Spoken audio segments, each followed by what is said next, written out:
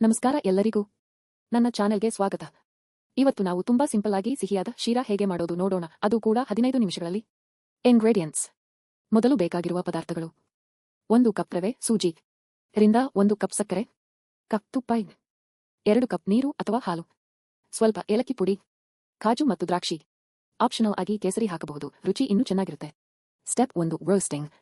ಮೊದಲು ಒಂದು ಪ್ಯಾನ್ನಲ್ಲಿ ತುಪ್ಪ ಬಿಸಿ ಮಾಡಿಕೊಳ್ಳಿ. ಅದಕ್ಕೆ ರವೆ ಹಾಕಿ ಕಡಿಮೆ ಉರಿಯಲ್ಲಿ ಚೆನ್ನಾಗಿ ಹುರಿಯಿರಿ.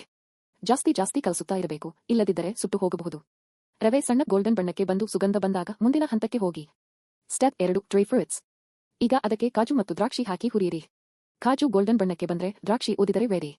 Step 3: add water milk. ಈಗ ಜಾಗ್ರತೆಯಿಂದ ಬಿಸಿ ನೀರು ಅಥವಾ ಹಾಲು ಹಾಕಿ. ಸ್ವಲ್ಪ ಚಿಮ್ಮಬಹುದು, ಆದ್ದರಿಂದ ಕೇರ್ಫುಲ್ ಆಗಿರಿ. ತಕ್ಷಣವೇ ಚೆನ್ನಾಗಿ ಕಲಸಿ ಲಂಪ್ಸ್ ಬರದಂತೆ ನೋಡಿಕೊಳ್ಳಿ. Step 4: sugar flavour. ಈಗ ಸಕ್ಕರೆ ಹಾಕಿ ಚೆನ್ನಾಗಿ ಮಿಕ್ಸ್ ಮಾಡಿ. ಅದಕ್ಕೆ ಏಲಕ್ಕಿ ಪುಡಿ ಮತ್ತು ಕೇಸರಿ ಹಾಕಿ, ಸುವಾಸನೆ ಅದ್ಭುತವಾಗಿರುತ್ತೆ. Step 5: final cooking.